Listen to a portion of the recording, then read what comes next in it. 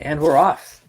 Greetings, vinyls lovers. This is Patrick, the vinyl archivist, and this is a mostly postal pickups, vinyl finds, some trades, and a VCLT. So I got a stack of records. So let's go. 1, 2, 3, 4. So these first 5, I went to a record store I'd never been to. It's about an hour from my house in Grass Valley. And they advertised that they had this record on their website. So I said, okay, I've been looking for this. So I'll drive up there. There's another record store on the way I could hit. So I got up there and shopped, and sure enough, here it was. I picked this up, and it came back home with me. Die Beatles, it's the German pressing on the Hortsu label. They also had a copy of Time and a Word, UK Plum pressing, and this was like $30. And couldn't pass that up and leave it. I have a copy of this, so I'll probably auction one of them off. Got a U.S. Robert Ludwig, John Cougar Mellencamp Scarecrow. I just picked up a Canadian, and so this was like $3, so I grabbed it. My ever-growing jam collection. This is called the Jam Snap. I guess this is a compilation. It's a 2 LP on Polydor. Don't know much about it, but, I am such a big Manchester fan, and, Rob Walker champions them, so I need to get Rob Walker points so he doesn't poop my videos. So that's important. And I think the last thing I picked up there is a white label promo by Mr. Robert Plant. It is Big Log. The backside, I think, messing with Mekon, but white label promo, Big Log. Next 2 are jazz stuff I got in the mail. I got the Sunny Red Tone Poet. I actually just recorded this today. This sounds phenomenal, but something that I've noticed in some of the last Tone Poets is on the end of each side. I mean, like right when the music's trailing off, there's some really loud surface noise, really, really loud. And so I've been noticing that a lot. Other than that, this was super quiet. And I also got the Introducing Johnny Griffin reissue. Now this one was perfect, absolutely perfect. I mean, there was not a click. This might be one of the cleanest records I've had all year. Really, really, really clean. Says Chicago Calling on the back. It's got Johnny Griffin on sax, Wynton Kelly on piano, Curly Russell, and I don't know any of those guys, but I have heard of Max Roach on drums. So this was super great. This is on the Blue Note Classic series. And then trades and a little gift. I got this from The Waxed. This is the Acoustic Sound series, Ray Charles, Genius and Soul equals Jazz. I think this thing might have a warp, and I'm going to put it in the vinyl flat and see if I can flatten it up and get a recording out of it. But thank you, Rob, for this. And our trade, this is Europe Wings of Tomorrow. I believe this is a U.S. pressing on Epic. But this has John Norm. I think this is the last album with John Norm on guitar before they went into the final countdown phase. But yes, this is the one that I really wanted to get. Wings of Tomorrow. It's probably their heaviest record, I do believe. So Wings of Tomorrow by Europe. Next up, these came in. These are in the mail. Led Zeppelin, Houses of the Holy. You're saying, why the hell should we care about that? Well, this is a Portuguese pressing of Houses of the Holy. And then you're probably saying, why the hell would you want a Portuguese pressing of Houses of the Holy? Well, I will tell you.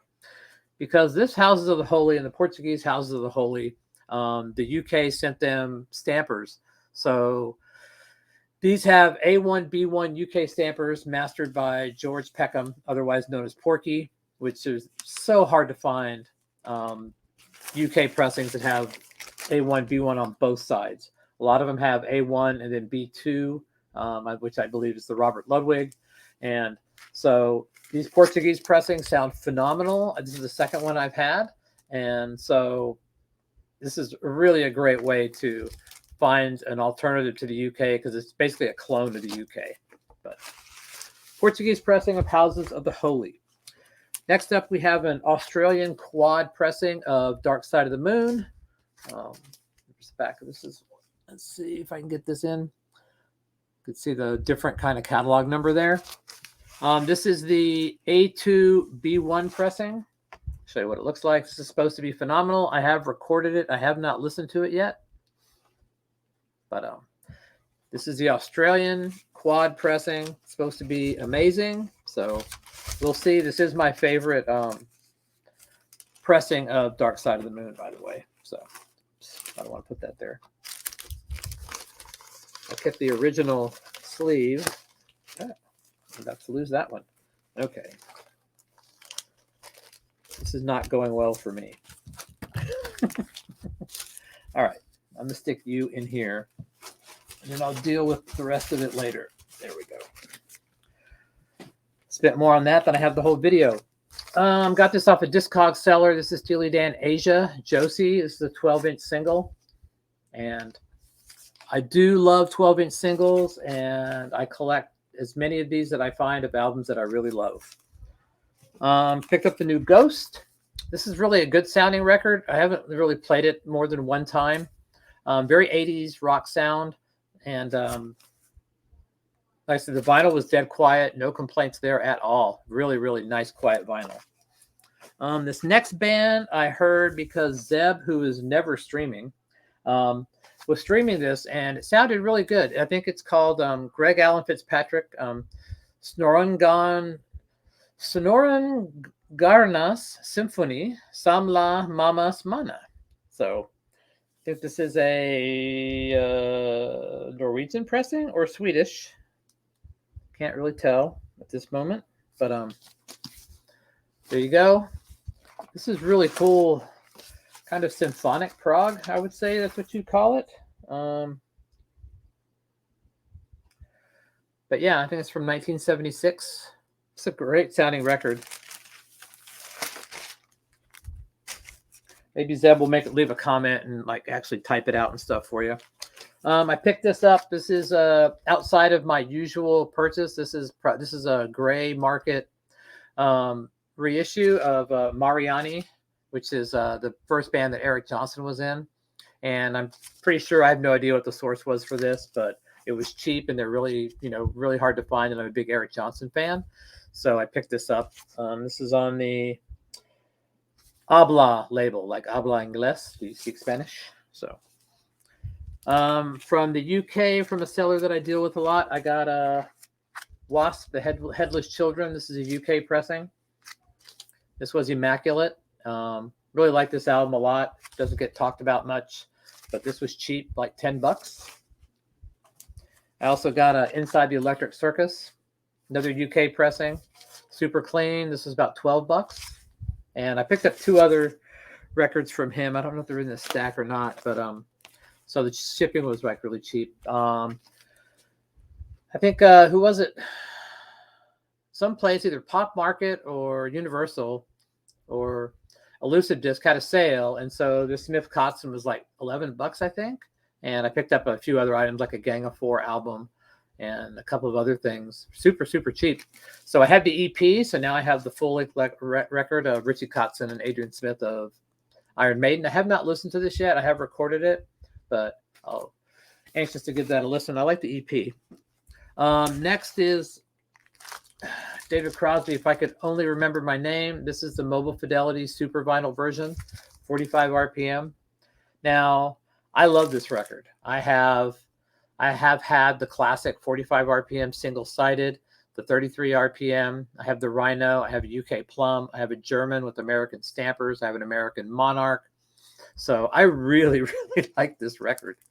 And this sounds phenomenal. I have not done a correct, a apples to apples comparison, but this thing sounds great. I mean, this is probably the quietest album that I've had all year. It was absolutely immaculate. This is a hard record with a lot of low level sounds to it, but this was really, really phenomenal. I look forward to a shootout with this with some other things, and let's see what comes out on top. This sounded great, that super vinyl. So love that.